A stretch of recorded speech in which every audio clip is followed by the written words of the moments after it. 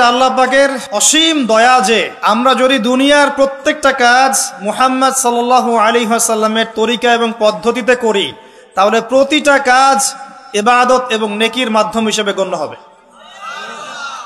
সকালবেলা উঠেছেন, ঘুম থেকে উঠলেন, উঠে দোয়া পড়লেন। কি দোয়া পড়লেন?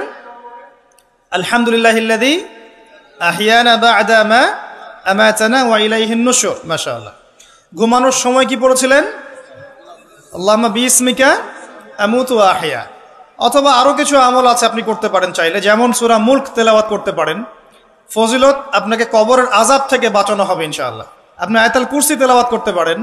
ফজিলত, সারা রাত একজন ফেরেশতা আপনাকে পাহারা দিবে ইনশাআল্লাহ। আপনি সূরা ফালাক, নাস, ইখলাস পড়ে ঘুমাতে পারেন এবং হাত দুটোকে একত্রিত করে ফু দিয়ে মাথা থেকে নিয়ে যতদূর পর্যন্ত হাত যায় মাসাহ করতে পারেন। ঘুমের মধ্যে আপনার কোনো সমস্যা হবে না ইনশাআল্লাহ। ঘুমের মধ্যে অনেক সময় প্রবলেম হয় না? দুঃস্বপ্ন দেখে মানুষ, ভয় পায়, অস্থির হয়ে পড়ে। অনেকে বলে বোবা ধরা, বলে না যে বোবায় ধরেছে, মানে আপনি চেতনা এসেছে কিন্তু আপনি নড়তে পারছেন না, এমন হয় না? হয়নি কখনো জীবনে? আচ্ছা, মাসাহ করলে এটা হবে না ইনশাআল্লাহ। তারপরে 33 বার সুবহানাল্লাহ, 33 বার আলহামদুলিল্লাহ, 34 বার আল্লাহু আকবার। এরপর দোয়া পড়লেন, ঘুমিয়ে গেলেন। এছাড়াও সূরা কাফিরুন পড়তে পারেন, কুল ইয়া আইয়ুহাল কাফিরুন। আপনাকে আল্লাহ পাক শিরক থেকে বাঁচাবে ইনশাআল্লাহ। আর আমার সবচেয়ে পছন্দের একটা আমল আছে ঘুমানোর সময়, চেষ্টা করি কোনো রাত্রে যেন বাদ না যায়। আপনারাও চেষ্টা করবেন কোনো রাতে যেন এই আমলটা অন্তত বাদ না যায়। আলী রাদিয়াল্লাহু আনহু বলতেন যে যার সামান্য বিবেক বুদ্ধি আছে তার জন্য শোভা পায় না যে সে এই আমলটা না করেই ঘুমিয়ে যাবে। সেটা কি? সূরা বাকারার শেষের 3টা আয়াত তেলাওয়াত করবেন। সূরা বাকারার শেষের 3 আয়াত অথবা 2 আয়াত পড়বেন, একই ফজিলত ইনশাআল্লাহ। কি ফজিলত? সারা রাত নফল নামাজ পড়লে যে নেকিটা পেতেন, আপনি এটা পড়ে ঘুমিয়ে গেলে ইনশাআল্লাহ সেই নেকি পেয়ে যাবেন। যদি আপনার নিয়াত থাকে তাহাজ্জুদের, ইনশাআল্লাহ আপনি পেয়ে যাবেন। এই যে কাজগুলো করে ঘুমালেন, আপনি 3 ঘন্টা বা 6 ঘন্টা ঘুমিয়েছেন, এই যে পুরো সময়টা আপনি ঘুমিয়েছিলেন, এই পুরো সময়টার জন্য আপনার আমলনামায় নেকি লেখা হবে। অথচ ঘুমের দরকার কার ছিল? আমার না আল্লাহর? কার স্বার্থ এখানে? আমার স্বার্থ। ওয়াজআলনা নাওমাকুম সুবাতা, ঘুমকে বানিয়েছি আরামের, বিশ্রামের মাধ্যম। বিশ্রাম আমি নিলাম, রেস্ট আমি নিলাম, আমি ঘুমালাম, আবার নেকিও কে পেল? আমি। কারণ কি? কারণ আমি ঘুমিয়েছি মুহাম্মদ সাল্লাল্লাহু আলাইহি ওয়াসাল্লামের তরিকা এবং সুন্নাহ অনুযায়ী। ডান কাত হয়ে যদি পারেন ওযু করে নিতে পারেন, আরো ভালো হয়। তো এই যে ঘুমালেন, নেকি হয়ে গেল। ঘুম থেকে উঠলেন, দোয়া পড়লেন, নেকি হয়ে গেল। এবার আপনি টয়লেটে যাচ্ছেন, টয়লেটে যাওয়ার সময় বলছেন কি? আল্লাহুম্মা ইন্নী আউযু বিকা মিনাল খুবসি ওয়াল খাবাইস। এই যে টয়লেট করছেন, এই সময়টুকুতে নেকি পাচ্ছেন। বের হচ্ছেন, বলছেন গফরানাকে। ওযু করছেন, বিসমিল্লাহ বলে শুরু করছেন। ওযু করার পরে বলছেন কি? আশহাদু আল্লা ইলাহা ইল্লাল্লাহ ওয়াহদাহু লা শারীকা লাহ ওয়া আশহাদু আন্না মুহাম্মাদান আবদুহু ওয়া রাসূলুহু আল্লাহুম্মা ইজআলনি মিনাত তাওয়াবিন ওয়াজআলনি মিনাল মুতাতাহহিরিন। ওযুটা কি হয়ে গেল? নেকি হয়ে গেল। এভাবে আপনি নামাজে যাচ্ছেন। এবার এই যে মসজিদে যাচ্ছেন পায়ে হেঁটে, প্রত্যেক পদক্ষেপে আপনার গুনাহ মাফ হচ্ছে, প্রত্যেক পদক্ষেপে আপনার নেকি হচ্ছে এবং রহমত বরকত হচ্ছে। এছাড়াও আপনার মর্যাদা আল্লাহর কাছে বাড়ছে। সলাতে নামাজ, মানে জামায়াতে সলাত পড়ছেন, নর্মালি নামাজ পড়লে আপনি যে নেকি পেতেন তার চাইতে 25 বা 27 গুণ বেশি পাচ্ছেন। এবং একটা সামাজিক ঐক্য গড়ে উঠছে। সামাজিক ঐক্য, মুসলিমদের মধ্যে ভেদাভেদহীন একটা সাম্যের সমাজ গড়ে উঠছে নামাজের মধ্য দিয়ে, তাই নয় কি? নামাজটা নেকি। নামাজ শেষ হয়ে গেল, আপনি এখন বসে বসে জিকির আজগার করছেন। নামাজের পরে জিকির আছে না? নাকি ইমাম সাহেবের সাথে একটা মোনাজাত দিয়েই চলে যাবেন? কি করবেন? তাসবিহ তাহলিল নাই? আস্তাগফিরুল্লাহ আস্তাগফিরুল্লাহ আস্তাগফিরুল্লাহ নাই? আল্লাহুম্মা আনতাস সালাম ওয়া মিনকাস সালাম তাবারাকতা ইয়া যাল জালালি ওয়াল ইকরাম নাই? আল্লাহুম্মা আইন্নি আলা যিকরিকা ওয়া শুকরিকা ওয়া হুসনি ইবাদাতিক নাই? আয়াতুল কুরসি নাই? ফালাক নাস ইখলাস, অনেক তাসবিহ তাহলিল আছে। 33 বার সুবহানাল্লাহ, 33 বার আলহামদুলিল্লাহ, 33 বার আল্লাহু আকবার, কালিমা শাহাদাত আছে না? এবং আপনি দোয়াও করবেন, কারণ ফরজ সালাতের পরে দোয়া কি হয়? কবুল হয়। তো এই যে নামাজটা আপনি পড়লেন, নেকি হয়ে গেল মাশাআল্লাহ। তাসবিহ তাহলিল করছেন, আপনি নেকি পাচ্ছেন, আলহামদুলিল্লাহ। এরপরে আপনি কোথায় যান? হয় পড়াশোনা করতে যান, অথবা আপনি স্কুল কলেজে যাচ্ছেন, অথবা মাদ্রাসায়, অথবা বাসায় পড়াশোনা করেন, অথবা ব্যবসায় যান, চাকরিতে যান, প্রশাসনের কাজে যান, রাষ্ট্রের কাজে চলে যান, এই তো করেন। দিনটা এভাবে শুরু হয় না? এখন যদি পড়াশোনার সেকশনে আপনি যান, স্টুডেন্ট হন আপনি, এবং আপনার পড়াশোনার উদ্দেশ্য যদি হয় যে আমি জ্ঞান অর্জন করব, এই উদ্দেশ্যে এই জ্ঞানকে কাজে লাগিয়ে আমি দিনের খেদমত করব, এই জ্ঞানটাকে কাজে লাগিয়ে কি করব? দিনের উপকার করব, দিনের খেদমত করব, মানুষের উপকার করব, জাতির, দেশের, আপনার উম্মার, জনগণের কল্যাণ করব, ভালো কিছু করব। আপনার এই জ্ঞান অর্জনটা কি হবে জানেন? ইবাদত, এবং এটা বড় ইবাদত। আমলের চেয়ে ইলমের মূল্যটা বেশি। আল ইলমু ক্বাবলা আল কওলি ওয়াল আমাল, কথা কাজের আগে হচ্ছে জ্ঞান। আর যারা মাদ্রাসায় পড়বেন এই উদ্দেশ্যে যে আমি এই জ্ঞান অর্জনের মধ্য দিয়ে উম্মাকে সংস্কার করব, নিজে দিন জানবো, মানুষকে দিন প্রচার করব, এবং দিনের প্রচার প্রসার প্রতিষ্ঠায় আমি আমার জায়গা থেকে ভূমিকা রাখবো। আমি মুহাদ্দিস হব, মুফাসসির হব, আমি ইনশাআল্লাহ বড় আলেম ফকি হব। অহংকার করব না, মানুষকে সঠিক দিনটা জানানোর জন্য, আল্লাহর সন্তুষ্টির জন্য আমি দিন শিখব। ইবাদত হবে না? এবং তার মর্যাদা এত বেশি হবে, এত বেশি হবে। নবী সাল্লাল্লাহু আলাইহি ওয়াসাল্লাম বলেছেন, সাধারণ মানুষের উপরে নবী সাল্লাল্লাহু আলাইহি ওয়াসাল্লামের যে মর্যাদা, ইবাদত গুজারদের উপর আলেমের সেই মর্যাদা। এবং এই জ্ঞান অর্জন করতে গিয়ে আপনি যখন পা ফেলছেন, বাড়ির থেকে বের হচ্ছেন, আপনার পায়ের নিচে ফেরেশতারা সম্মানের পাখা বিছিয়ে দিবে।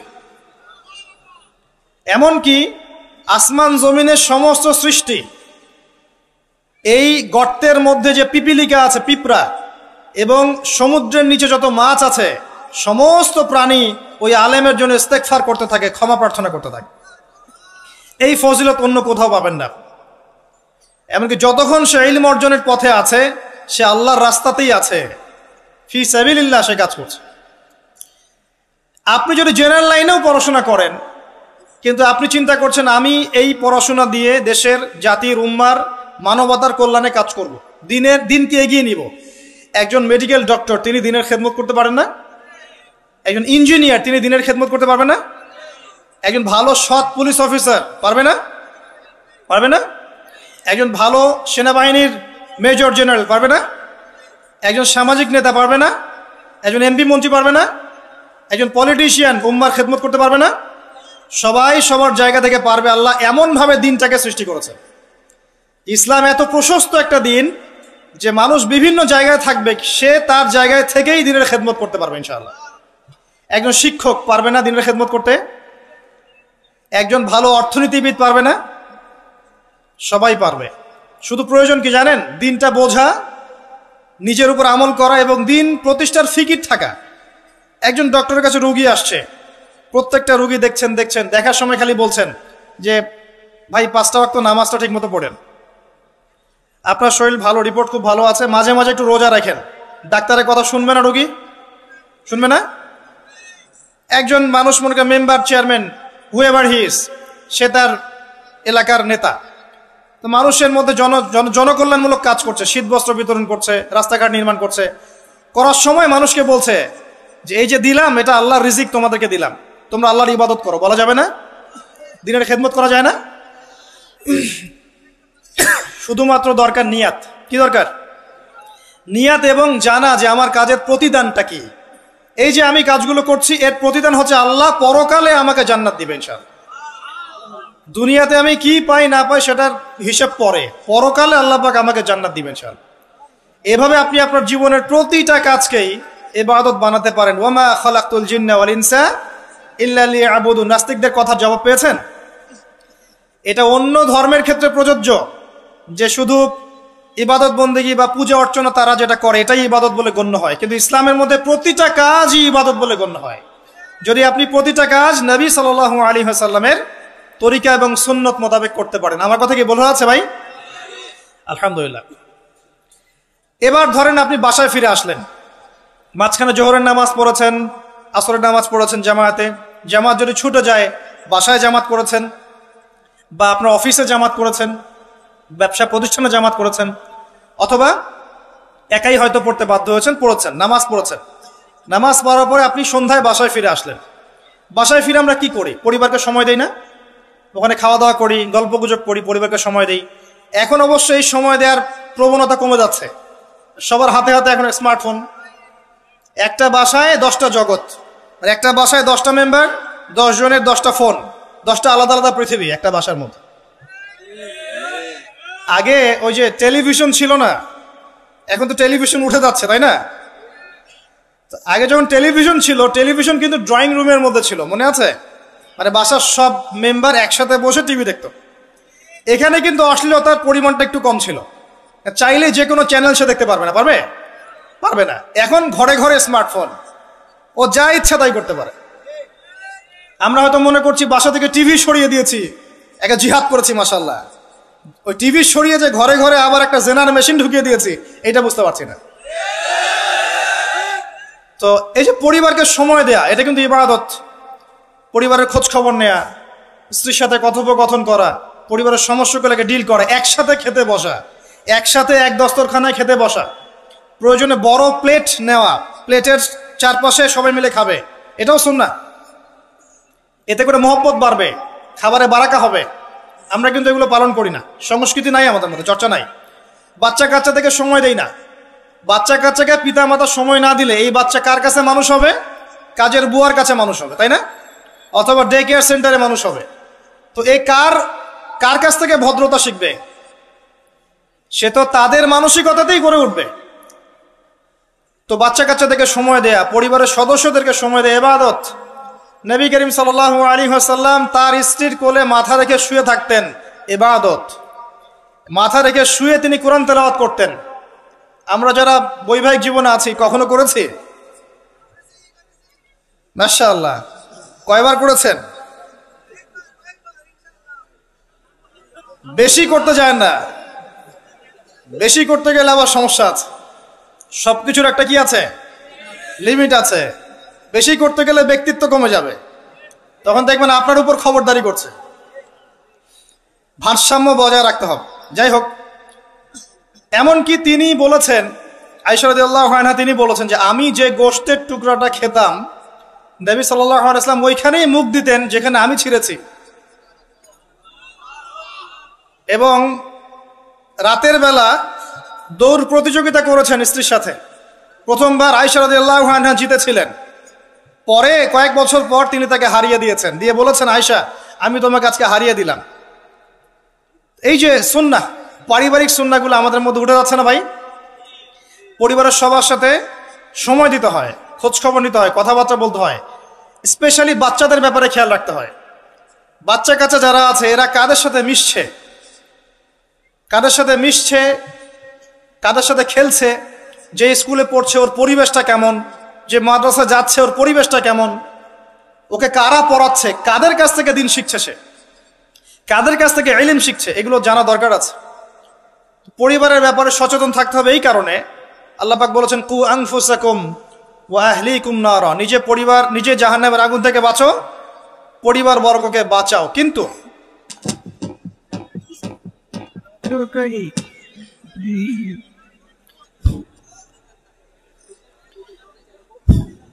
এখানে একটা কথা আছে যে সবার পরিবার কিন্তু একরকম হবে না। হয়তো স্ত্রী কথা শুনবে না, পিতামাতা কথা শুনবে না, সন্তান সন্ততি কথা শুনবে না। এক্ষেত্রে আপনার জন্য হেদায়েত কোথায় জানেন? ওই যে নূহ আলাইহিস সালামকে দেখেন, 950 বছর দাওয়াতি কাজ করেছিলেন, তার সন্তান কিন্তু ঈমান নিয়ে আসে নাই, তার স্ত্রী কিন্তু ঈমান নিয়ে আসে নাই। অতএব আপনি ঈমানদার হলেই যে সবাই আপনার কথা মেনে নেবে এমনটাও নয়, কিন্তু দাওয়াত দিতে হবে, চেষ্টা করতে হবে। এরপর যদি না করে, তাদের লাকুম দিনুকুম ওয়ালিয়া দিন, তুমি তোমার হিসাব দিবা, আমি আমার হিসাব দিব। চেষ্টাটা বড় কথা। লূত আলাইহিস সালামের স্ত্রী ঈমান নিয়ে আসে নাই। আবার ফেরাউনের ঘরে দেখবেন ঈমানদার মহিলা পাবেন, আছে না? ফেরাউনের ঘরে ঈমানদার মহিলা থাকতে পারে। আজকে আমরাও দেখি বাংলাদেশের প্রেক্ষাপটে পরিবারের কর্তারা অনেকেই ফেরাউনের মতো আচরণ করেন, কিন্তু স্ত্রীরা মাশাআল্লাহ ইমানদার। এবং অনেক অনেক দেখা যায় যে এক্সকিউজ আমাদের কাছে আসে যে পরিবারের কর্তা ইসলাম পছন্দ করে না, কিন্তু স্ত্রী পর্দা করতে চায়, মেয়েরা পর্দা করতে চায়, দিন শিখতে চায়, পরিবারের কর্তারা সুযোগ দেয় না। এমন অনেক অবজেকশন কিন্তু আসে আলেমুল আমাদের কাছে। তো মনে রাখবেন, সব সময় যে পরিবার সবার একরকম হবে এমনটা জরুরি নয়। পরিবার নূহের মতো হতে পারে আলাইহিস সালাম, লূত আলাইহিস সালামের মতো হতে পারে, আবার মুহাম্মদ সাল্লাল্লাহু আলাইহি ওয়াসাল্লামের মতোও হতে পারে। আমাদের কাজ হচ্ছে পৌঁছে দেয়া, তা'মুরুনা বিল মা'রুফ ওয়া তানহাউনা আনিল মুনকার, এতটুকু। আপনি আপনার অধীনস্থদের উপরে কঠোর হতে পারবেন, যেমন আপনার স্ত্রী এবং সন্তান সন্ততি। কিন্তু আপনার বাবা নামাজ পড়ে না, যার বয়স 60 বছর, আপনি কি তাকে পিটাতে পারবেন? পারবেন না। কিন্তু আপনার সন্তানের বয়স 12 বা 15, সে নামাজ পড়ে না, আপনি তাকে মারতে পারবেন? পারবেন না। এই হলো অবস্থা। পরিবারকে সময় দিতে হবে তাদের হেদায়েতের জন্য, এটা কিন্তু ইবাদত। এমনকি স্ত্রীর সাথে যে সময়টা আপনি কাটাচ্ছেন, অন্তরঙ্গ সময়, এটার জন্যও আপনি নেকি পাবেন।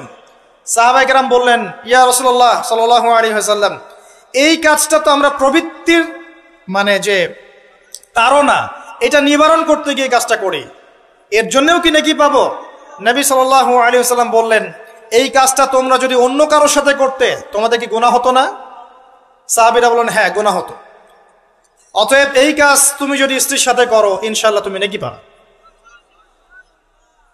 সন্তানদেরকে বড় করছি, এই সন্তানদেরকে এই নিয়াতে বড় করতে হবে যে এরা বড় হয়ে আল্লাহর দ্বীনকে এগিয়ে নিবে, আল্লাহর পথে দায়ী হবে, আলেম হবে, মুজাহিদ হবে, মুহাদ্দিস হবে, মুফাসসির হবে, তারা দ্বীনের খেদমত করবে।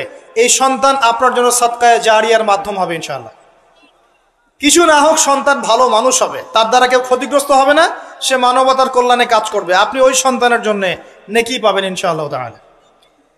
এই যে আপনার পুরো জীবন, শুরু থেকে ঘুম থেকে নিয়ে একেবারে পরিবার, সমাজ, রাষ্ট্র পরিচালনা পর্যন্ত প্রত্যেকটা কাজ যদি কোরআন এবং সুন্নাহর অনুকূলে হয় এবং নবী সাল্লাল্লাহু আলাইহি ওয়াসাল্লামের সুন্নাহ পদ্ধতিতে হয়, পুরো জীবনটাই আপনি নেকি পাচ্ছেন আলহামদুলিল্লাহ। এটাই সেই আয়াত, ওয়া মা খালাকতুল জিন্না ওয়াল ইনসা ইল্লা লিয়াবুদুন, আমি মানুষ এবং জিনকে সৃষ্টি করেছি শুধুমাত্র আমার ইবাদত করার জন্য। এবার আসেন, আল্লাহ পাক যখন আমাদেরকে সৃষ্টি করেননি তখন কি ছিল?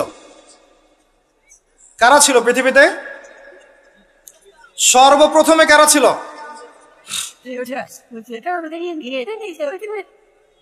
পৃথিবীতে আমরাই প্রথম প্রজাতি নই। আমরা তো এখন মনে করি যে পৃথিবীটা আমাদের, তাই না? আমরা এলিয়েন খুঁজে বেড়াই, অন্য গ্রহে প্রাণী আছে কিনা, অথচ বোকা মানুষরা নিজেই জানে না যে এই পৃথিবীর আমরাই বাসিন্দা ছিলাম না। আমাদেরকে জান্নাত থেকে এই পৃথিবীতে পাঠানো হয়েছে। এই পৃথিবীতে আমরা ছিলাম না, এই পৃথিবীতে অন্য প্রজাতি ছিল, অন্য মাখলুক ছিল। ওয়াল্লাহু আ'লাম বিসওয়াব, তারা কারা ছিল? প্রথমে আল্লাহ একা ছিলেন, কেউ ছিল? হুয়াল আউয়াল, তিনি প্রথম, এবং সবশেষে আল্লাহ পাক একা থাকবেন, কেউ থাকবে? কুল্লু মান আলাইহা ফান, আছে না আয়াত? প্রথমে আল্লাহ একা ছিলেন, শেষেও আল্লাহ একা থাকবেন। হুয়াল আউয়াল ওয়াল আখির ওয়াজ যাহির ওয়াল বাতিন ওয়া হুয়া বিকুল্লি শাইইন আলিম। আল্লাহ একা ছিলেন, এরপরে আল্লাহ পাক সৃষ্টি করেছেন আরশ। আরশ মানে আল্লাহ পাক বিশাল সৃষ্টির মধ্যে সবচেয়ে বড় সৃষ্টি হচ্ছে আরশে আজিম। এই আরশে আজিমের নিচে আল্লাহ পাক ছায়া দিবেন কিয়ামতের মাঠে। কয় শ্রেণীর ব্যক্তিকে? 7 শ্রেণী না 6 শ্রেণী? কয় শ্রেণী? হ্যাঁ, 7 শ্রেণী। তার মধ্যে 1 শ্রেণী হচ্ছে তারা যারা তাদের যৌবন কালটাকে আল্লাহর পথে বিলিয়ে দিয়েছে। এই একটা হাদিসই যথেষ্ট যুবক ভাইদের জন্য, যুবতীদের জন্য, যারা তাদের যৌবন কালটাকে আল্লাহর পথে বিলিয়ে দিয়েছে, এদেরকে আল্লাহ পাক তার আরশের ছায়ায় ছায়া দিবেন। ওই দিন ওই ছায়া ছাড়া কোনো ছায়া থাকবে? আল্লাহ পাক আরশ সৃষ্টি করেছেন, আরশটা ছিল পানির উপরে। কার উপরে? কানা আরশুহু আলাল মা, তার আরশটা ছিল পানির উপরে। এরপর আল্লাহ পাক 6 দিনে সৃষ্টি করেছেন পুরো মহাবিশ্ব। কয় দিনে? 6 দিন। আমাদের দিনের মতো দিন না, আল্লাহর কাছে শুধু এই যে কিয়ামতের দিনটাই আমাদের হিসেবে 50,000 বছরের সমান। কত বছর ভাই? 50,000 বছরের সমান একদিন, কিয়ামতের দিন। কিয়ামতের দিনের কি দরকার ছিল? কি মনে হয় আপনাদের? কিয়ামতের দিনের কি দরকার ছিল? ছিল। যদি কিয়ামতের দিন না থাকতো তাহলে পৃথিবীর সব জালেম পার পেয়ে যেত। কিয়ামতের দিন আছে বলেই কোনো জালেম পার পাবে না ইনশাআল্লাহ। কোনো মাজলুমের চোখের প্রাণে বৃথা যাবে না ইনশাআল্লাহ, কারণ কিয়ামতের দিন আছে। এটা হচ্ছে মাজলুমের আশার দিন আর জালেমের জন্য হতাশার দিন। কিয়ামতের দিন না থাকতো তাহলে সমস্ত খুনি, ব্যভিচারী, ধর্ষণকারী, জালেম, ফাসেক, আল্লাহদ্রোহী সবাই পার পেয়ে যেত না। আল্লাহ পাক পার দিবেন না বলেই কিয়ামতের দিন রেখেছেন।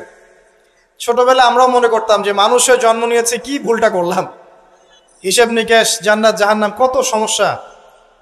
যত দিন যাচ্ছে বুঝতে পারছি যে ভাগ্যিস কিয়ামতের দিন বলে একটা দিন আছে, না হলে জালেমের এই জুলুমের কোনো বদলা হতো না আর মাজলুম তার অধিকার ফিরে পেত না। তো 50,000 বছরের সমান ওই দিন মানুষ অস্থির হয়ে যাবে এই কারণে বিচার শুরু হচ্ছে না কেন। একবার আদম আলাইহিস সালামের কাছে দৌড় দিবে, একবার নবী নূহ, একবার মূসা, একবার ঈসা, একবার ইব্রাহিম, সবাইকে রিকোয়েস্ট করবে মানুষ দলে দলে গিয়ে যে আল্লাহকে বলেন অ্যাটলিস্ট বিচারটা যেন শুরু করেন উনি। অপেক্ষা করা কাজটা কষ্টকর না ভাই? কারোর জন্য অপেক্ষা করা কষ্টকর না? অপেক্ষা করতে করতে ঘামে একদম গলা পর্যন্ত ডুবে যাবে। আল্লাহ পাক হেফাজত করুন আমাদেরকে। ওই 7 শ্রেণীর মানুষের মধ্যে আল্লাহ পাক আমাদেরকে আশ্রয় দান করুন, আল্লাহুম্মা আমিন। এরপরে যেটা বলছিলাম যে এই 50,000 বছরের সমান দিনে একজন ব্যক্তি আপনার আমার জন্য সুপারিশ করবে, তার নাম কি?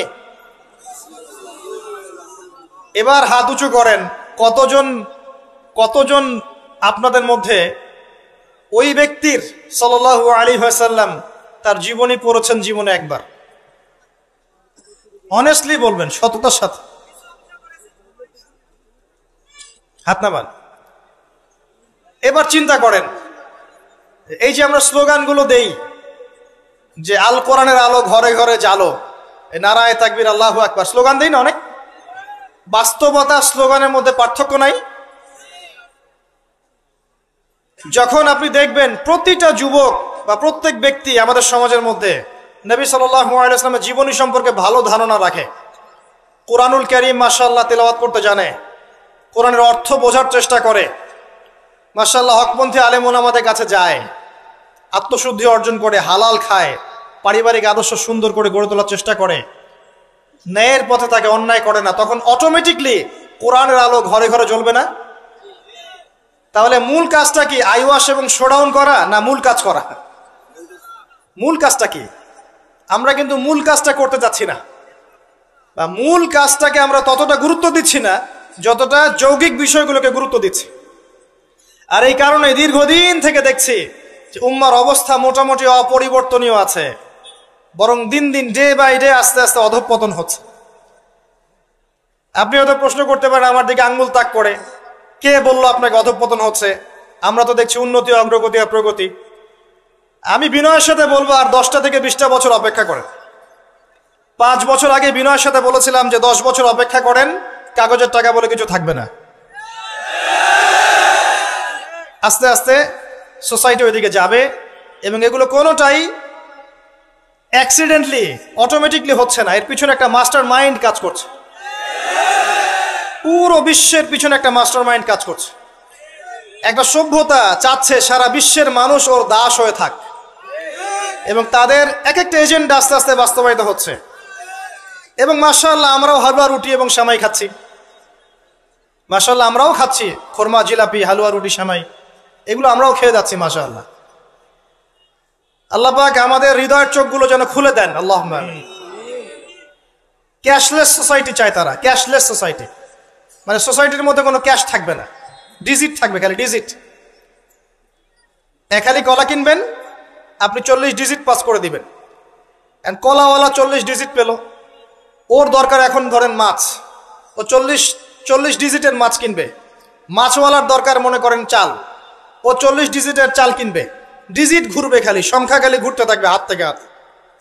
এমন একটা মানি আপনাদেরকে দিবে, এমন একটা মুদ্রা দিবে আপনাদেরকে, যে মুদ্রা ধরতেও পারবেন না, পকেটেও রাখতে পারবেন না।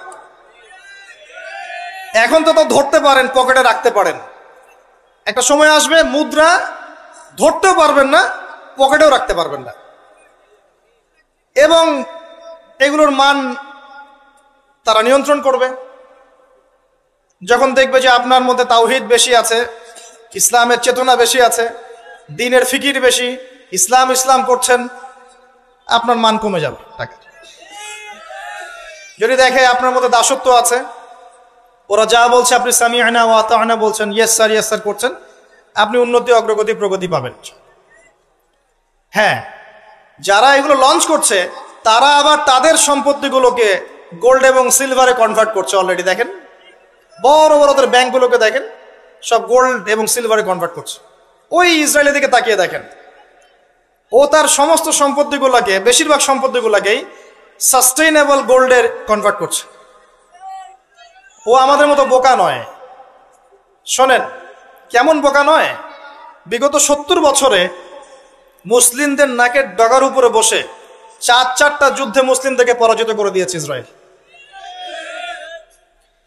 বিগত 70 বছরে ওরা প্রথমে ব্রিটেন, তারপরে আমেরিকার হাত ধরে বিশ্বের এমন একটা জায়গায় এসেছে যে এই জায়গা থেকে তারা বিশ্বের পলিটিক্স, ইকোনমিক্স, মিডিয়া, প্রযুক্তি, ফাইন্যান্স সব নিয়ন্ত্রণ করার শক্তি অর্জন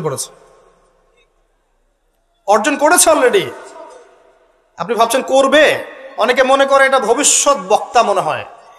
আমি বলছি যে বর্তমান সম্পর্কে আপনি খবর রাখেন না বলেই বর্তমানকে আপনার ভবিষ্যৎ মনে হচ্ছে। এটা বর্তমান, এটা ভবিষ্যৎ না।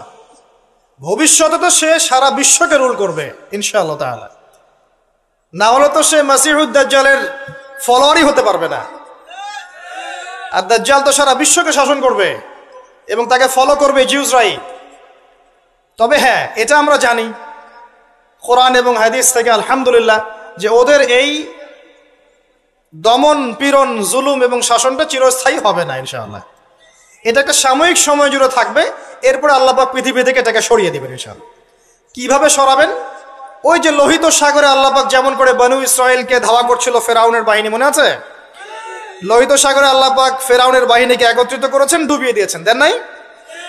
আল্লাহ পাক সেম সুন্নাহ অ্যাপ্লাই করেছেন প্যালেস্টাইনের ক্ষেত্রে। আল্লাহ পাক সমস্ত জালেমদেরকে ওখানে একত্রিত করেছেন ধ্বংস করার জন্য। সেম সুন্নাহ, এটা হবে ইনশাআল্লাহ আযজা ওয়া জাল। আমরা জানি এটা সরে যাবে পৃথিবী থেকে। তারপরে এমন একটা যুগ আসবে যে যুগে ইনশাআল্লাহ আযজা ওয়া জাল একজন নবী সারা বিশ্ব পরিচালনা করবেন। একজন নবী, তার নামে ঈসা ইবনে মারইয়াম। এবং তার অনেক আগেই আমাদের ইমাম আল মাহদি তিনি ইন্তেকাল করবেন। মনে রাখবেন, শেষ জামানার সবচেয়ে ভাইটাল চরিত্র ইমাম মাহদি নয়। শেষ জামানার সবচেয়ে ভাইটাল চরিত্র হচ্ছে ঈসা ইবনে মারইয়াম। ঈসা ইবনে মারইয়াম সবচেয়ে ভাইটাল চরিত্র, কারণ তিনি জেরুজালেম থেকে সারা ওয়ার্ল্ডে ইসলামী খেলাফা কায়েম করেন।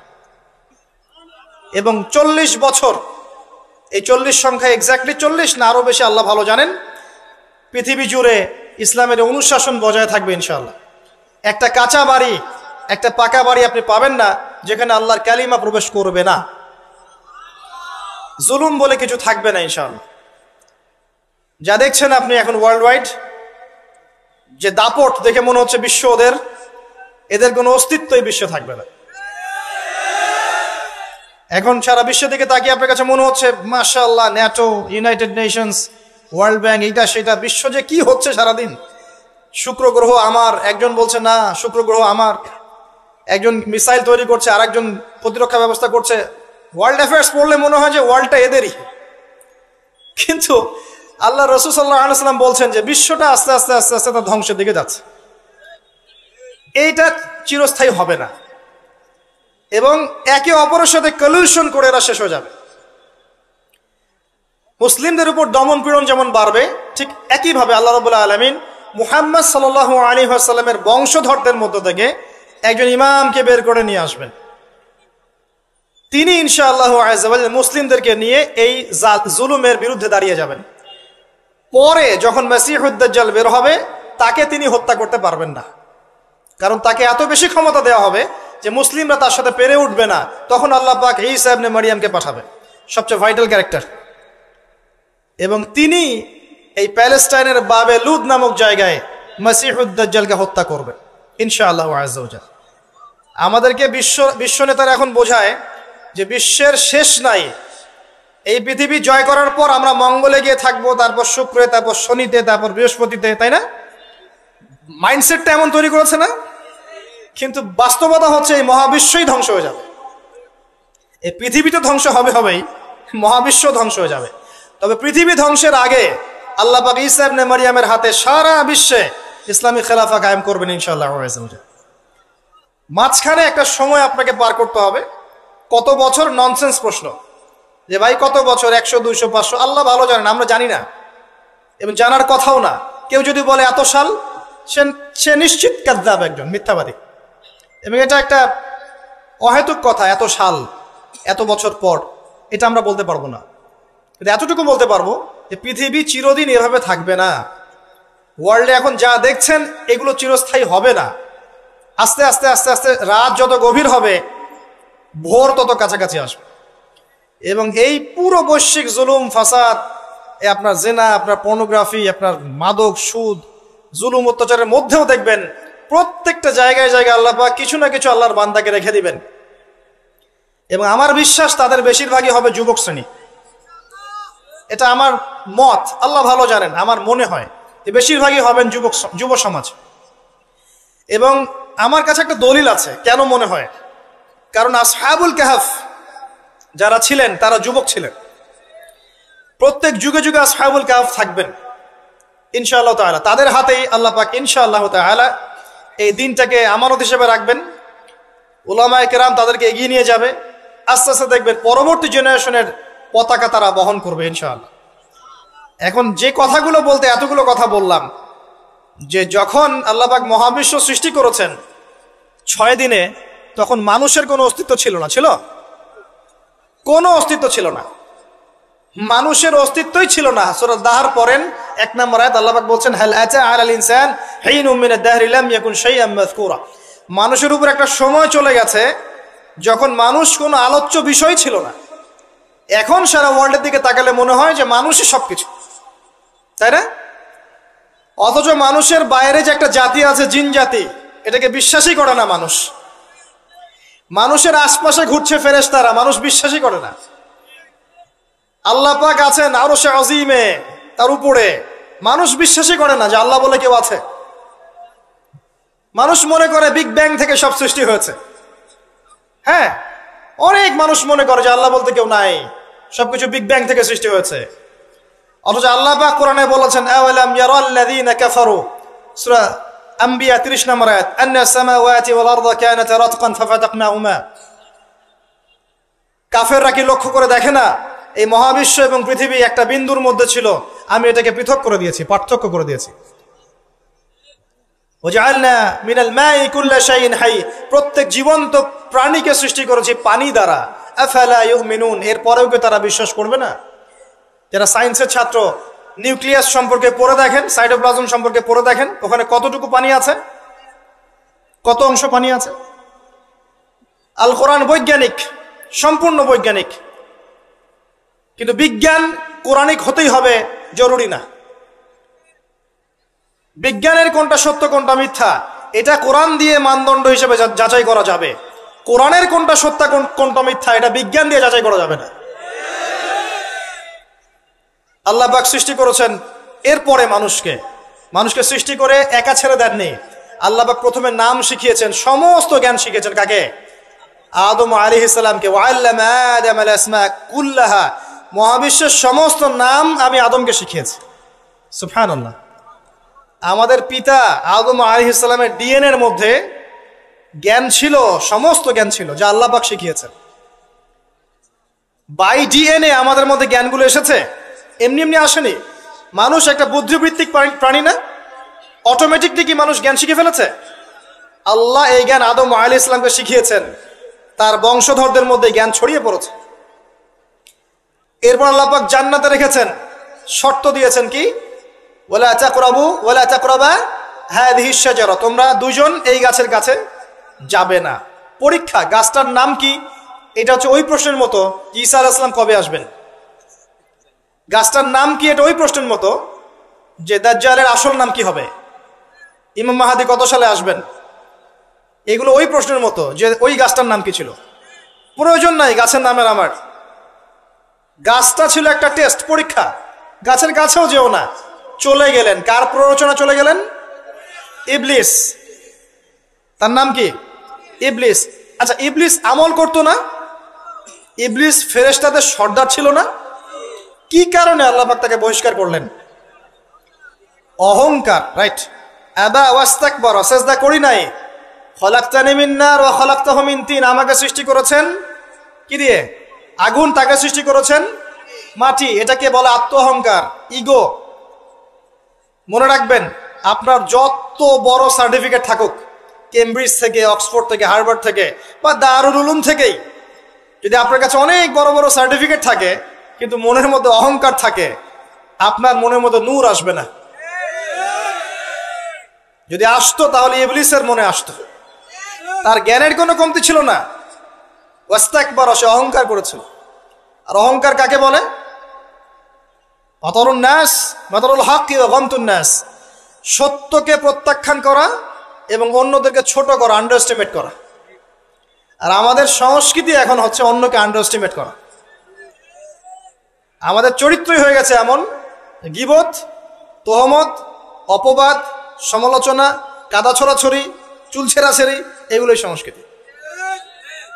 যতক্ষণ আমরা এই কাজগুলো করতে থাকি ততক্ষণ ওই যে ইসরায়েল, সে আরো 10টা মিসাইল বানিয়ে ফেলে। এই জন্যই বলি যে আমরা মাঝে মাঝে জিলাপি খাই, খোরমা খাই, আর তারা তাদের কাজের দিকে এগিয়ে যায়।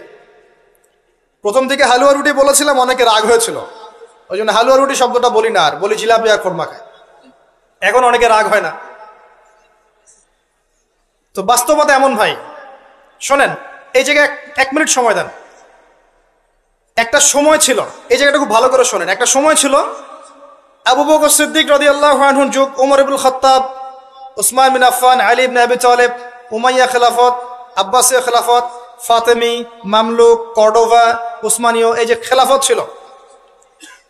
স্বর্ণযুগের মধ্যে ইসলাম বেশি ছিল, আস্তে আস্তে ইসলাম কমতে থাকে, কিন্তু অ্যাটলিস্ট মুসলিমদের একটা শক্তি ছিল, মুসলিমদের একটা ল্যান্ড ছিল, একটা ইমারা ছিল, একটা জামায়া ছিল, খেলাফা ছিল, আমির ছিল, ইকোনমিক পাওয়ার ছিল, প্রযুক্তি ছিল, সামরিক বাহিনী ছিল, সব কিছু মুসলিমদের হাতে ছিল। এরপর একটা যুগ আসলো, এই যুগের বয়স বেশি দিন না, 100, 200, 300 বছর। এই লাস্ট 200-300 বছরে দেখবেন আপনি নো স্টেট, কোনো স্টেট নাই। যেগুলো আছে সেগুলো টুকরা টুকরা, পিস আপ করা, ব্রিক্স অ্যান্ড পিসেস, মানে টুকরায় টুকরায় ভাগ করা হয়েছে। কারোর সাথে কারো মহব্বত নাই। মানে ওই দেশের মানুষ মরলে এই দেশের মানুষ হাসে। এখানে আঘাত আসলে ওরা বলে যে আমি তো বাংলাদেশি না, তো বাংলাদেশের ব্যাপারে আমার নাক গলানোর দরকার নাই। তারপরে যদি সিরিয়ায় কেউ বোম মারে, পাকিস্তানের কেউ বলে ওরা তো সিরিয়ার মানুষ, আমাদের সাথে কি সম্পর্ক। প্যালেস্টাইনে কেউ মা বোনদের ইজ্জত নিলে ইরাকের মানুষ বলে যে ওরা তো প্যালেস্টাইনের, আমরা তো ইরাকের। ইউনাইটেড কোনো ফর্ম নাই, প্রথম কথা। না কোনো ইউনাইটেড নেশন, না কোনো খেলাফা, না আমির, না সবার মাঝে একটা হৃদ্যতা, না ইকোনমিক কোনো বেস, না স্বতন্ত্র মিডিয়া প্রযুক্তি, স্বতন্ত্র সিস্টেম, স্বতন্ত্র political system, economic system, media, প্রযুক্তি, আপনার সমরাস্ত্র, ওভারঅল যে বিষয়গুলো আমাদের ছিল স্বর্ণযুগে, এগুলো লাস্ট 200-300 বছরে অনেকটা কমে গেছে। এবং যখন কমে গেছে, এই সময়টুকুর মধ্যে ইসলামের বিরোধী শক্তি যারা আছে, স্পষ্ট প্রকাশ্য বিরোধী শক্তি যারা ভিতরের বাইরের, এরা এই প্রত্যেকটা সেক্টরে উন্নতি করেছে। আর আমরা এই মূল জিনিসগুলো দিকে ফোকাস না করে পড়েছিলাম কোথায়? আপোষের গীবত, আমাদের তহমত, আপোষের কাদা ছড়াছড়ি। একটা নেশনের মধ্যে সবাই ভাই না আমরা? একটা নেশন, মানে একটা নেশনে কি থাকে? ল্যান্ড থাকে, ভূখণ্ড লাগে, সার্বভৌমত্ব লাগে, জনসংখ্যা লাগে, তারপর কি লাগে? এগুলো লাগে না? সরকার লাগে। 4টা ফর্ম, 4টা বিষয় দরকার হয়। রাষ্ট্রের সঙ্গে এগুলো পাবেন। ওভারঅল দেখবেন গভর্নমেন্ট থাকবে, প্রশাসন থাকবে, জনগণ থাকবে, আলেমোলামা থাকবে, যুব সমাজ থাকবে, তরুণ প্রজন্ম থাকবে, যুবতীরা থাকবে, বাচ্চা কাচ্চা থাকবে। এই হচ্ছে আপনার প্রজন্ম, একটা নেশন। এই নেশনের সবাই আমরা একে অপরের ভাই নই? আমরা সবাই এক জাতি না? নাকি সবাই সবাই শত্রু? আমরা কি কেউ কারো শত্রু? আমরা সবাই সবাই ভাই না? আমরা সবাই কিন্তু একটা জাতি। খেয়াল করে দেখেন এখন এই এক জাতির কনসেপ্টটার মধ্যে কত ভাটা পড়েছে। এক ধর্মনেতা আর এক ধর্মনেতাকে দেখতে পারে না, এক বক্তা আর এক বক্তার সমালোচনা না করলে ভাত হজম হয় না। এক ভাই একটা দল করে, আরেক ভাই আরেকটা দল করে, এই ভাই এই ভাইয়ের ক্ষতি না করতে পারলে ঘুম হয় না। আমরা কি আপোষেই লড়াই করছি না? আমরা কি একে অপরের সাথে লড়াই করে সময় নষ্ট করছি না? পক্ষান্তরে আমাদের স্পষ্ট যারা শত্রু দেখেন ওয়ার্ল্ড ওয়াইড, তারা কি একত্রিত হয়ে আমাদের বিরুদ্ধে নাই?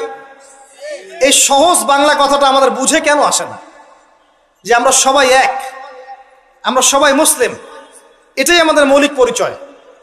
আমরা সবাই মুসলিম, এটা আমাদের মৌলিক পরিচয়।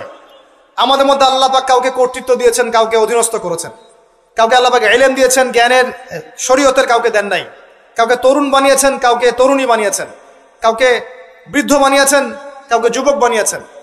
কেউ ঘর সামলাচ্ছে, কেউ সমাজ সামলাচ্ছে, কেউ অর্থনীতি সামলাচ্ছে, কেউ রাষ্ট্র সামলাচ্ছে।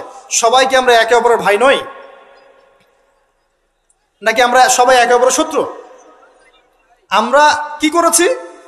আপোষে, লড়াইয়ে, সমালোচনায়, ইখতিলাফে, গীবতে, তহমতে এতটা সময় পার করেছি যে এই সময়টুকুর মধ্যে ওরা অনেক দূর এগিয়ে গেছে এবং এই এগিয়ে যাওয়াটা ওদের আরো বাড়তে থাকবে।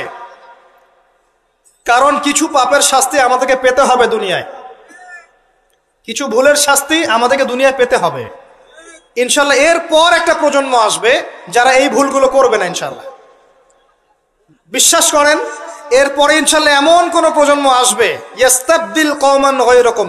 আল্লাহ পাক বলেছেন, তোমরা যদি দায়িত্ব পালন না করো, তোমাদেরকে আমি সরিয়ে দিয়ে নতুন সম্প্রদায়কে নিয়ে আসবো। সুম্মা লা ইয়াকুনু আমসালাকুম, তারা তোমাদের মতো হবে না। আল্লাহ পাক এরপরে এমন জেনারেশন নিয়ে আসবেন ইনশাআল্লাহ, দেখবেন তারা সবাই তাওহীদপন্থী হবে, তারা সুন্নতপন্থী হবে, তারা হালাল খাবে, হারামে যাবে না, তারা পারিবারিক আদর্শ ঠিক রাখবে ইনশাআল্লাহ। তাদের যুব সমাজকে দেখবেন আল্লাহর জন্য নিজের জীবন কুরবানি করার জন্য প্রস্তুত থাকবে। দেখবেন তাদের তরুণদের সাথে প্রবীণদের একটা সুন্দর সুন্দর সমন্বয় থাকবে। তরুণ থেকে নেতৃত্ব দেবে প্রবীণরা, দেখবেন তরুণরা এগিয়ে যাবে। দেখবেন তারা ছোট ছোট বাচ্চারা এক একটা ডিনামাইট হয়ে গড়ে উঠবে ইনশাল্লাহ। অপেক্ষা করতে থাকেন, সময় আসবে এক সময় ইনশাল্লাহ, হতাশ হবেন না।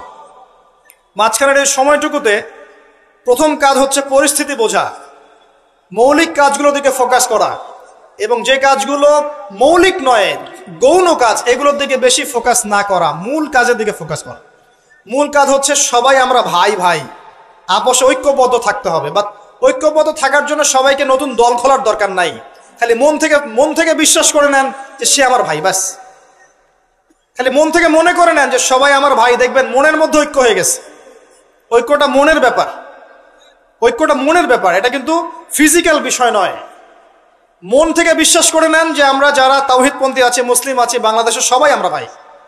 এমনকি বিশ্বের যারা আছে, যারা নির্যাতিত নিপীড়িত, ওরা আমার উম্মার বাইরে কেউ না, ওরা আমার উম্মারে অন্তর্ভুক্ত। চিন্তা জগতে পরিবর্তন আনেন, মৌলিক কাজে আসেন, পড়াশোনা করেন। খালি নারায়ে তাকবীর আল্লাহু আকবার স্লোগান দিলে আর আল কোরআনের আলো ঘরে ঘরে জ্বালো স্লোগান তুলে আইওয়াজ শোডাউন করলে সব হবে না। বেসিক জায়গায় এসে পড়াশোনা করেন, তরুণ সমাজকে পড়াশোনা করান, ভালো কিছু পড়ান। যারা জেনারেল লাইন থেকে উঠে আসছে এদেরকে ভালো কিছু পড়ান। যারা মাদ্রাসায় পড়ছে, প্রয়োজনে যদি প্রয়োজন হয় তাদের সিলেবাসে কিছু সংস্কার করেন, করে এগিয়ে নেন। উভয়ের মাঝে একটা সমন্বয় সৃষ্টি করেন, উলামায়ে কেরামের মাঝে ঐক্যের চেষ্টা করেন, আপোষে বিভক্তির চেষ্টা করবেন না। যারা হিংসা, গীবত, তমত, সমালোচনার সংস্কৃতি লালন করে ওদেরকে এড়িয়ে যান, ওইদিকে ভ্রুক্ষেপও করবেন না। একটা সেকেন্ড ওদিকে ভ্রুক্ষেপ করবেন, আপনি এক সেকেন্ড পিছিয়ে যাবেন, এগিয়ে যান। তরুণ সমাজ আজকে পর্নোগ্রাফিতে আসক্ত, মাদকে আসক্ত, জুয়া খেলছে, মেয়ে নিয়ে ফুর্তি করছে, টিকটক প্রজন্ম হয়ে গেছে, সারাদিন সেলফোন নিয়ে পড়ে থাকে, কিচ্ছু বোঝে না জীবনের উদ্দেশ্য কি। এদেরকে আল্লাহর দিকে ফেরান, নামাজের দিকে ফেরান, দিনের মেহনত বাড়িয়ে দেন, মসজিদগুলো আবাদ করেন, মাদ্রাসাগুলো গড়ে তোলেন, স্কুল কলেজ নির্মাণ করেন। আমাদের পরবর্তী প্রজন্মের বাচ্চা কাচ্চাদেরকে এমনভাবে পড়াশোনা করান আগামী বিশ্বকে ওরা চ্যালেঞ্জ করতে পারে। আমাদের প্রশাসনে যারা আছে তাদেরকে স্বাধীনভাবে কাজ করতে দেন, ন্যায়পরায়ণের সাথে কাজ করতে দেন। ন্যায় প্রতিষ্ঠা করার সুযোগ তাদেরকে দেন। যারা তাদের উপরে আছেন তাদের মধ্যে ইসলামকে ঢুকিয়ে দেন, আল্লাহর ভয় ঢুকিয়ে দেন, তাকওয়াকে ঢুকিয়ে দেন। তাদের সাথে দ্বন্দ্বে লিপ্ত হবেন না। একটা রাষ্ট্রের মধ্যে অরাজকতা সৃষ্টি করে রাষ্ট্রের কোনো কল্যাণ হয় না, বরং রাষ্ট্রেরও ক্ষতি হয়। এমন কিছু করতে যাবেন না যাতে করে একটা রাষ্ট্রের জনগণ সরকারের বিরুদ্ধে বিদ্রোহ করা শুরু করছে, এমন কিছু করতে যাবেন না। করতে গেলে উপকারের চেয়ে ক্ষতি বেশি হয়ে যাবে। বরং সৎ কাজের আদেশ, অসৎ কাজের নিষেধের মধ্য দিয়ে কাছে ডেকে ভালোটা বোঝান, এতটুকু দায়িত্ব আপনার। ফাযাক্কির ইন নাফাআতিয যিকরা ফাযাক্কির লাস্তা আলাইহিম বিমুসাইতির। আল্লাহ যদি তৌফিক দেন, আল্লাহ যদি কবুল করেন, দেখবেন এই মানুষগুলোর মধ্য থেকে উমর রাদিয়াল্লাহু আনহুর মতো মানুষ বের হয়ে যাবে ইনশাআল্লাহ। মনে রাখবেন, উমর ইবনুল খাত্তাব রাদিয়াল্লাহু আনহু অস্ত্র হাতে নিয়ে নবীকে হত্যা করার জন্য বের হয়েছিলেন। আল্লাহ পাক সেই মানুষকে কবুল করে ইসলামের দ্বিতীয় খলিফা বানিয়েছেন, সুবহানাল্লাহ। তো সবার প্রতি সুধারণা রেখে দিনের দাওয়াত সব মহলে পৌঁছে দেওয়ার চেষ্টা করেন। আল্লাহ যদি কবুল করেন, ইসলামকে যদি সঠিকভাবে প্রেজেন্ট করতে পারেন, তারা যদি বুঝতে পারে, দেখবেন তাদের দ্বারা এমন খেদমত সম্ভব যা আমার দ্বারা সম্ভব না। এটাই আমাদের দায়িত্ব, এতটুকুই। আল্লাহ পাক আমাদেরকে কথাগুলো বোঝার তৌফিক দান করুন, আমিন। আল্লাহ পাক বর্তমান বিশ্বের প্রেক্ষাপটটা বোঝার তৌফিক দান করুন। আমাদের উম্মার মধ্যে আল্লাহ পাক ঐক্য দান করুন। আমাদের মধ্যে আল্লাহ হৃদ্যতা, ভালোবাসা দান করুন। আমরা যে একে অপরের ভাই, এই কনসেপ্টটা বোঝার তৌফিক দান করুন। আল্লাহ পাক অন্যায় এবং জুলুমকারীদের বিরুদ্ধে আমাদেরকে দাঁড়ানোর তৌফিক দান করুন।